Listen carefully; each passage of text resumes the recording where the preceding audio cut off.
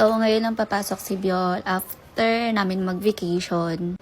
Pero nakapagpaalam naman din ako sa school. So, aware naman sila na absent si Biol for about 2 weeks, mga ganyan. So, ayan, nahatid ko lang siya sa mismong classroom niya kasi kailangan kong kausapin yung teacher niya.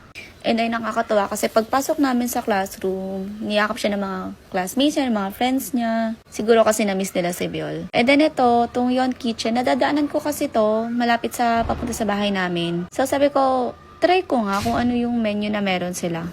And hindi naman ako nagkamali kasi ang sarap ng food nila, lalo na itong natikman ko. Kimbap, tapos yung half niya is yung chicken, flavored chicken. Sweet and spicy yung napili ko doon. And then nung pauwi na kami, pagkasundo kay Biol, may nadanan kami sibuyas.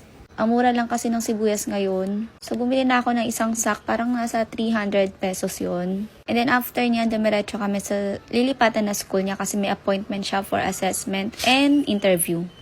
Kumain muna kami dito while waiting kasi medyo maaga pa. Dito na din kami nag-lunch.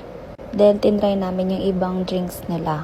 So, yan, nag-order ako dyan ng chicken. Tapos, yung rice nila is bagoong. Then, fries. Tapos, sa drinks naman, ube yung kay Kyun. Tapos, kay Biol is Biscoff. Di na ako nag-order ng para sa akin kasi umay na ako mag-milk tea. After lunch namin, dumiretso na kami sa school na papasukan ni Biol. Kasi schedule niya is 1 p.m. And then siguro mga 30 minutes siya nandun sa loob. Tapos, ayun, nakapasa naman siya and good yung feedback sa kanya. And then, in-enroll na namin siya right after the interview. Tapos, babalik na lang kami para dun sa medical certificate niya. Isa kasi yun sa requirements sa school.